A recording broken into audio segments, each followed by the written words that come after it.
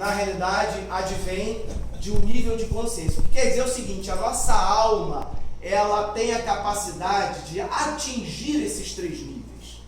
É como se fosse uma folha de papel que devagarzinho você vai colocando sabedoria. O papel tem capacidade de aceitar isso. A nossa alma tem a capacidade de evoluir até lá. Mas vai depender da nossa aceitação de fazer o caminho. O caminho do crescimento a gente aprende pelo judaísmo, que é através do cumprimento das mitzvot. E uma mitzvah leva a outra, e a gente estava até falando um pouquinho antes que uma mitzvah leva a outra, porque quando a gente tem ideia de fazer uma coisa boa, na realidade a gente está recebendo um estímulo de cima, Itaú Le'elá.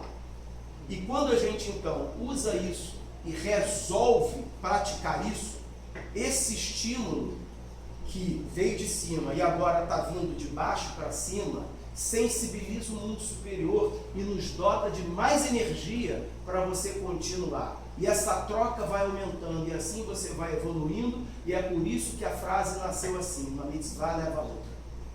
Porque você vai recebendo esse aporte cada vez mais. Bom, vamos lá. No idioma hebraico corrente, as 3 palavras representativas dos 3 níveis de alma incorporam-se. Não, isso é aquilo que eu pulei. Analogia, tá? Já falamos sobre isso. Tá? Aí, eu crio agora uma outra analogia para tentar materializar a ideia de Nefesh Ruach e Neshama, independente de instinto, emoção e pensamento. Aí eu penso o seguinte, eu li isso e coloquei aqui. Um coche de nada serviria se não tivesse uma força motriz, um controle e um destino para criar uma viagem. Da mesma forma, seria nosso corpo se não tivesse uma alma para inseri-lo na aventura da vida. Adianta você ter um coche e não ter os elementos que fazem o coche andar? Adianta você ter um corpo e você não dar para ele uma função? Os cavalos seriam equivalentes nessa nossa metáfora, nessa nossa analogia, seriam equivalentes aos o Nefesh seria equivalente ao cavalo da carroça. Os cavalos são a força motriz, mas como conduzir-se no trajeto com respeito à velocidade, paradas, reinício, direções e sentidos? Para onde iria o coche se deixássemos a viagem ao sabor do instinto animal, ao sabor do Nefesh apenas? Nosso corpo ao sabor do Nefesh apenas. A carroça ao sabor do cavalo apenas. Tá? Da mesma forma, nosso corpo guiado apenas pelo instinto, restringir-se-ia provavelmente as atividades voltadas à sobrevivência do corpo, tais como respirar, comer, beber, dormir, sexo por impulso, digestão e demais necessidades fisiológicas, sem mensuração de consequência e qualquer espírito coletivo.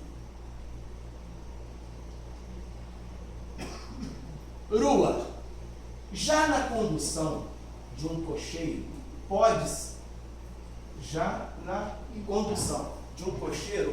limitar ao instinto animal. Aquilo que a gente falou, velocidade, parar, ir para a direita, para a esquerda, não permitindo sua força motriz conduzir-se indistintamente, capacitando assim o conjunto a transformar a força motriz em manobras. Tá? Então o cocheiro, atrelado, comandando os cavalos que estão ligados à carroça, tá? Ele começa a fazer com que aquela força instintiva dos cavalos tenha direção, tenha velocidade, saiba como parar. Da mesma forma, nosso corpo deve usar a energia concebida para além da vã sobrevivência, despertando emoções, vontades e desejos. Ó, o que o senhor tinha me falado. Né? Mas que direção o coche deve tomar? A que velocidade? Quanto e para quê? Por analogia, qual a intenção dar às nossas emoções e como exercer controle sobre elas? Então, eu já tenho cavalo, eu tenho cocheiro, mas para onde vai a carroça? Aí entramos na Neshama. Neshama, o passageiro é o personagem que dá o objetivo, que determina a origem e o destino, sendo o pensamento que dá sentido ao conjunto. Então nós vimos Nefesh Ruach Neshama, instinto, emoção e pensamento, Fizemos a analogia que o corpo seria uma carroça, o instinto seria o cavalo, a emoção seria o cocheiro e o pensamento seria o passageiro. Da mesma forma, a Neshama, representada pelo passageiro, na maioria das situações, predomina sobre o Ruach e o Nefesh, porque o cocheiro não vai para onde ele quer, ele vai para onde o passageiro pagou ele para ir. E assim como o pensamento deve predominar sobre a emoção e o instinto. Fechamos aquela ideia. Interessante, a Neshama sendo passageiro, não seria a nossa alma um mero passageiro na viagem da vida? Então, o que a gente faz com a nossa alma? Qual a viagem que a gente quer percorrer? Onde a gente quer parar? Onde a gente quer ir? A que velocidade? Com que propósito?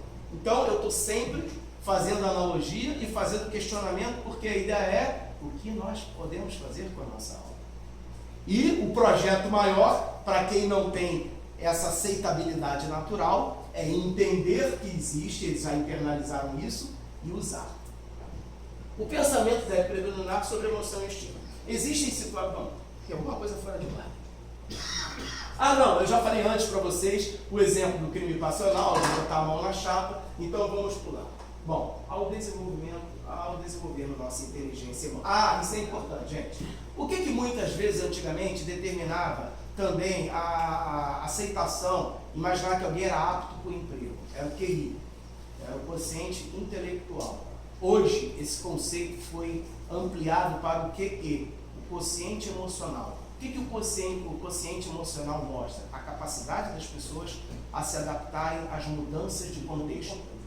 Porque uma pessoa ela pode saber fazer todas as equações do mundo, mas se alguém falar, falta 5 minutos para terminar a prova, ela entra em transe, entra em êxtase, e aquilo que ela faria em 1 minuto, se o cara falasse que faltava 1 hora, ela não faz nem mais, se o cara der mais 5 depois dos 5. Então, é o quociente emocional que hoje é considerado, e ele está diretamente ligado à consciência, e ele está diretamente levado à maturidade, e a maturidade está diretamente levada à elevação de nível de consciência. Ao desenvolvermos nossa inteligência emocional, QE, conjuntamente com nossa capacidade intelectual, QI, podemos comparativamente dizer que estamos sensibilizando equilibradamente o uso dos 3 níveis de alma. Então, por que eu dei esse exemplo? Porque eles lidam com isso. Então, eles começam a ver que tudo aquilo que nós lidamos diariamente, estava há muito tempo escrito na Torá e nas deduções vindas dos outros níveis da Torá. A Torá literal está no nível do Pshat, é o simples. A gente tem o nível do Remes, que já são as alusões. Depois disso, a gente tem o estudo no nível do Drash, que é o Talmud, são os estudos. Depois a gente tem no nível do Sod, que é a Kabbalah. Isso forma a palavra Pardes, que é um acrônimo para os 4 níveis de entendimento da Torá. Um deles no literal e o outro no mais profundo, que é o Sod. Pardes, além de um acrônimo, o P de Pshat, o R de Remes, o D de Drash e o S de Sod, também forma a palavra pomar, traduz por pomar. Que aí tem uma comparação bonita, o pomar da sabedoria. Você adentrando nos 4 níveis de estudo da Torá, você entra no pomar da sabedoria. Aí tem a história dos 4 sábios e tal, né? Vamos lá. Mas isso também é para outra aula. Vamos lá. Eu vi aqui, eu falei mais o nome dos trechos que eu nunca gravo. Para pensar. Nossas atitudes criam, gente, isso é legal. Nossas atitudes criam estados energéticos que colocam ou retiram véus que influenciam na ligação de nossa alma com a luz do Criador. Esses véus chamam-se clipot, e seria de extrema valia saber como retirá-los para aumentar nossa proximidade com a força infinita de bondade, Hesed, que emana do Criador. Mas isso já é assunto para outra aula. Aí eles têm também depois uma aula de Tikkun, em que a gente explica o que é clipar, e a gente vai falar rápido. Quando você não quer que muito sol entre no carro, o que você bota nos vidros? Um insufilme. Quanto mais escuro o insufilme, menos luz entra dentro do carro. Nossas atitudes negativas, e a gente pode dizer negativo, é tudo aquilo que não colabora para a nossa qualidade de vida no próximo segundo, e para aqueles que estão na irradiação de nossas atitudes, isso é uma coisa negativa, criam clipote. Essas clipote, metaforicamente, analogamente, podem ser comparados com esses infilmes. Quanto mais negativo nós estamos em nossos comportamentos, mais a gente se separa da luz do Criador, porque a gente cria cascas em torno da gente. E essas cascas, o que é se afastar do Criador? Existe a ideia de proximidade física, que pode ser medida em metros, quilômetros, milímetros. Existe a proximidade espiritual, que é aquela que está ligada a você olhar para o mesmo horizonte. Você está dentro dos mesmos conceitos. Essa é a ideia de proximidade espiritual. Quando nós emulamos o Criador, quando nós procuramos ser como o Criador, e o Criador é uma força infinita de compartilhar o bem, quando a gente procura ter mais piedade do que raiva e julgamento, a gente se aproxima do Criador. Essa proximidade é a retirada dessas clipotes, ou seja, as mensagens chegam mais rápido. Você consegue estar no lugar certo na hora certa. Uma das definições de sábio é aquele que vê a consequência de suas atitudes. Por quê? Porque ele transcendiu de Malkut para Yesod.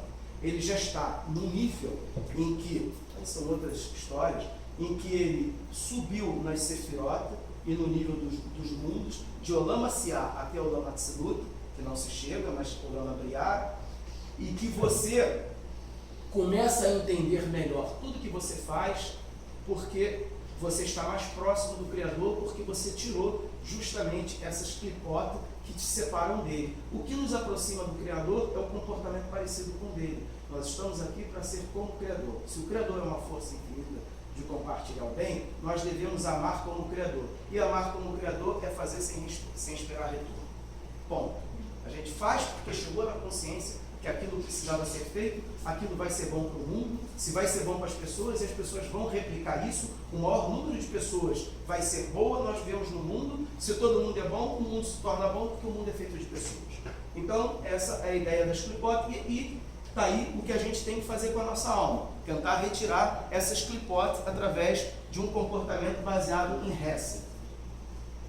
Analogia 2, para Nefesh, Ruach e Neshama, a ligação com o corpo. Então, gente, a gente viu a analogia correspondente a instinto, emoção e pensamento. Deu já para materializar alguma coisa. A gente viu a analogia com base numa carroça, né? A carroça é o corpo, tá? O pensamento é o passageiro, ele determina o que o cocheiro vai fazer e o cocheiro vai comandar os cavalos. Já deu para ter mais uma sensibilidade para entender essa ideia de Nefesh, Ruach e Neshama. E vamos ver uma agora que tem a ver com a ligação com o corpo, a ligação da alma com o corpo.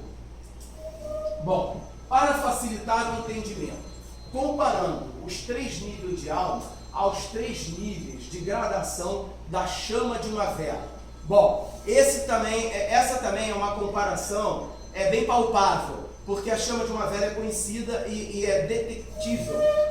Você consegue detectar os 3 níveis de cor que tem nessa chama. E nós vamos fazer uma analogia com os 3 níveis de alma, com base na ligação com o corpo. Nós tivemos uma ligação com base nas emoções, nós tivemos uma ligação com base no comando, agora vamos ter uma ligação com o grau de liberdade da alma com o corpo. Tá? Bom, nós podemos ver aqui que uma vela, ela tem essa cor, a chama da vela tem essa cor, ela tem essa cor e ela tem essa cor. Só para saber, esses são 3 nomes, Hashmal, Esh e Noda. Tá? Hashmal tem a ver com a eletricidade e Hashmalim são anjos de luz. Tá? A ideia de luz ela é bem similar à energia, porque é algo que existe e não é palpável. Tá? Antigamente existia a luz definida pela teoria corpuscular. A luz era como se fosse matéria e você explicava tudo de ótica. Ângulo de incidência igual ao ângulo de reflexão, e na sinuca a gente usa isso também. Conforme bate naquele ângulo, sai no outro. Depois, com as viagens espaciais, muitas mensurações não davam certo, porque isso não explicava o comportamento da luz. Aí descobriu-se que a luz era quântica. E quântico é pacotes de energia. Ela agrega matéria e agrega energia. Então, e olha a ideia legal de anjo, né? anjos de luz, Hashmal, então seria essa parte. Esh, o fogo propriamente dito, e Noga, claridade, seria esse terceiro nível. Nós verificamos uma coisa. O primeiro nível, ele não tem basicamente motilidade. Ele basicamente está totalmente agregado ao pavio. Vamos considerar o pavio o corpo. Vamos considerar o Nefesh esse nível. E o Nefesh realmente não está totalmente preso ao corpo? O Nefesh não é um instinto? Vamos lá. O segundo nível, Esh, seria essa chama aqui. Ela já tem um certo grau de liberdade, mas ela está menos próxima do que o Hashmal, mas ela ainda está já está um pouco distante. Embora ela não colhe, ela tem uma certa proximidade. Esse nível aqui, que é o nível de Noga, tá? Ele já está totalmente longe do pavio. Ele já tem uma diferença, já tem uma interface entre ele e o pavio. Já tem o eixo. Então nós poderíamos comparar esses três níveis de luz, tá? Aos três níveis de Nefesh, Ruach e Neshama, com respeito à ligação com o corpo. O Nefesh está mais ligado ao corpo do que a Neshama. E a Neshama é Ruach. E a Neshama está mais desligada do corpo do que o Ruach. E o que a gente aprende nas leis do luto? Olha como é que as coisas começam a ter uma certa explicação. O que não entende rápido que aquele corpo não pertence mais uma pessoa com vida? O Nefesh. O Nefesh demora a se desligar do corpo. Por que nós temos 4 níveis do prazo de luto? Nós temos 3 dias, nós temos 7 dias, nós temos 30 dias e nós temos 12 meses. Todo esse tempo explica, em termos simples, o desligamento paulatino da alma com o corpo. Tá? Então, da mesma forma, a vela mostra um grau de ligação. Por que a gente, no judaísmo, proíbe cremar? Entre várias razões, tá? Uma simples, a Nefesh sofre. Porque ela ainda não entendeu que aquele corpo não é mais dela. Esse desligamento tem que ser imediato. Sem falar que tem outras coisas que essa alma fica perdida para sempre, pairando, porque ela perde o ponto de ligação necessário no Terriata Netim, na ressurreição dos mortos. Tá. Uma coisa que talvez não tenha muito a ver, por isso que também tem, é que amigos meus espíritas, não concordo com o espiritismo, deixar isso bem claro, mas 90% deles que eu tenho contato, por causa do tipo 1000, nas últimos 4 anos que aumentou a cremação, é impressionante como os espíritos vêm reclamar a dor que eles sentem depois impedindo parar. Embora não seja a nossa sabedoria, é interessante a gente ver como é que existem confluências. Isso, e confluências boas, porque vem a reforçar. Deixa eu falar uma frase, gente. Deixa eu falar uma frase que eu não falei no início, mas é muito importante. Todo mundo aqui que tem Emuná Shelemá não depende de ciência para acreditar na nossa sabedoria. Essa ideia no início é um projeto de aproximação e a palestra de alma em si é um processo apenas de aprofundamento de Kavaná. Para aqueles que acreditem, aqueles que têm emuná, confiança, tenham mais subsídio de aprofundar isso e usar melhor. Deixa eu fazer uma consulta para vocês. Gente, são 10h40 no meu relógio. 9h40.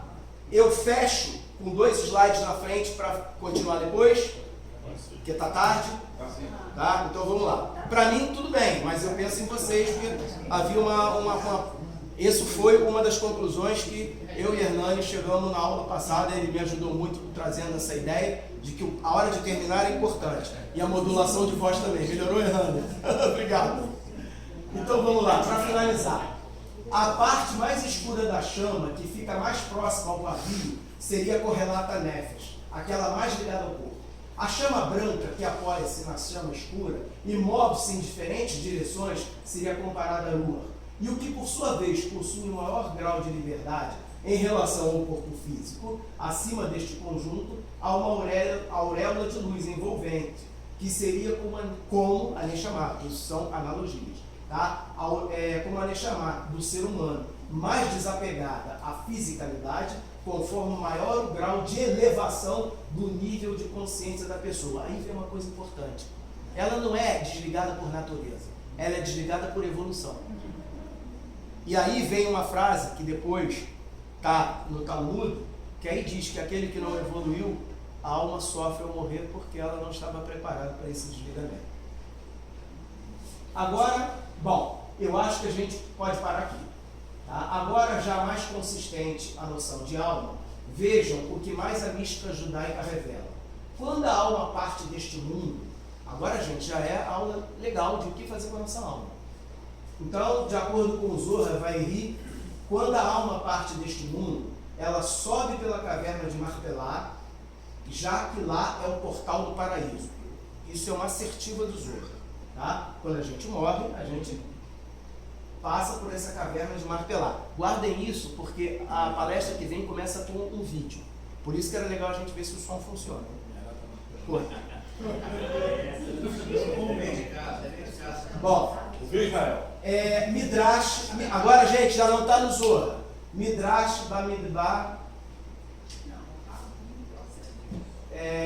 Rabanassó. Rabadossa diz, está escrito, Shemot 32:20, pois não poderá ver-me o homem e viver. Na vida eles não enxergam, porém na morte sim. Vocês vão ver que isso depois, mais lá na frente, tem a ver. Alguém entendeu essa explicação, essa afirmativa? Tá? A gente pouco enxerga nesse mundo as verdades. Tá? E eu vou fazer uma analogia muito interessante. A gente está olhando para o ar aqui e entre os meus olhos e aquela parede não existe nada. Mas se eu deixar um raio de luz entrar aqui, eu vou ver a poeira. Então, quanto mais conhecimento a gente tem, mais a gente enxerga o mundo à nossa volta, não só fisicamente, mas espiritualmente, emocionalmente.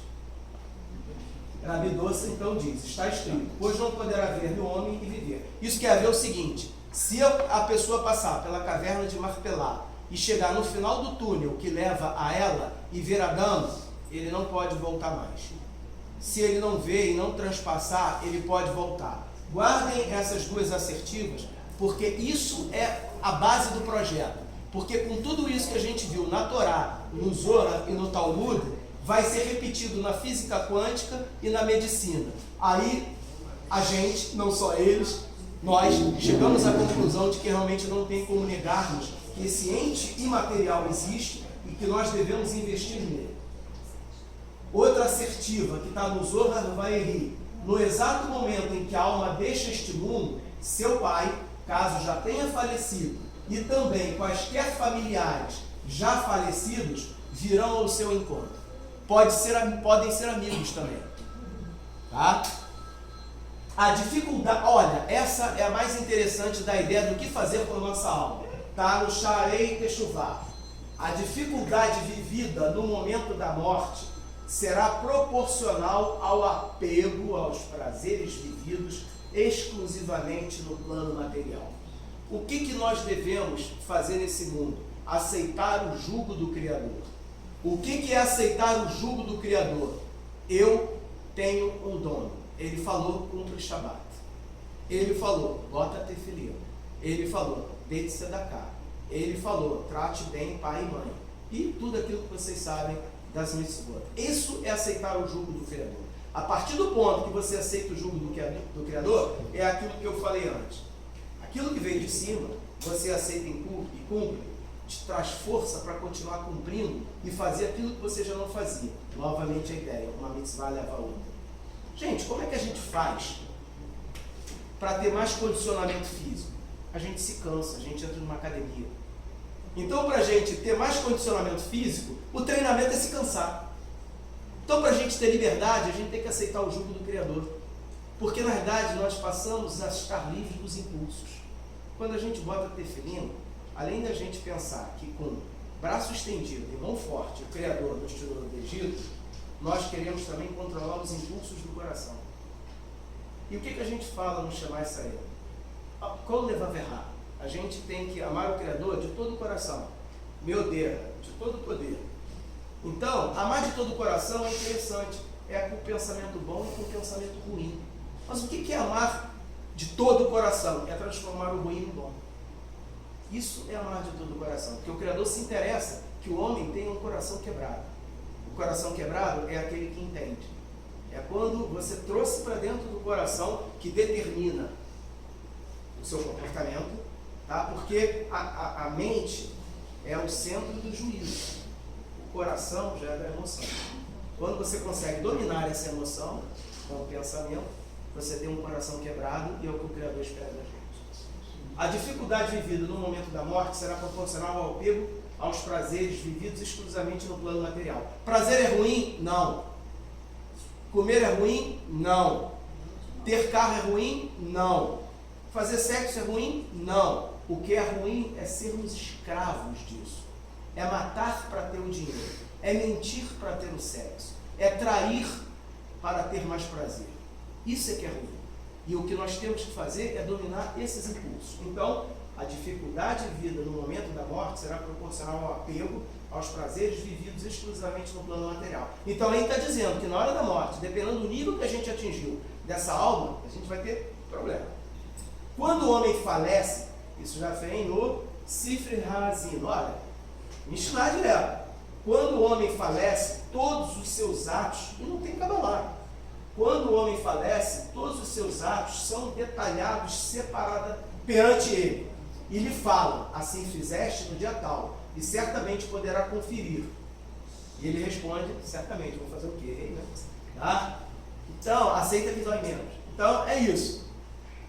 Quando o homem falece, todos os seus atos são detalhados. Gente, uma noção muito interessante de inferno no judaísmo é o seguinte: a sua alma é uma centelha do Criador dentro de você. A sua alma tem um pouco daquele poder infinito. Quando você morre, a maior clipá que você tem, que se chama